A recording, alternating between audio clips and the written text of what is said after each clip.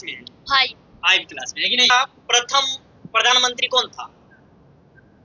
पंडित जवाहरलाल नेहरू। और भारत का प्रथम महिला मुख्यमंत्री कौन थे? सुचेता कृपला। प्रथम राष्ट्रपति? प्रतिभा सिंह पाटिल। महिला में प्रतिभा सिंह पाटिल है कि नहीं? भारत की प्रथम महिला प्रधानमंत्री कौन थे? श्रीमती इंदिरा गांधी। भारत का प्रथम महिला में नोबेल पुरस्कार किसको मिला था? महिला?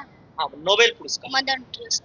कौन था? मदर टेरेसा है कि नहीं? अब भारत रत्न महिला में किसको मिला था?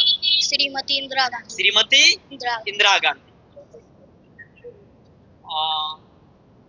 भारत का प्रथम पुरस्कार कौन है?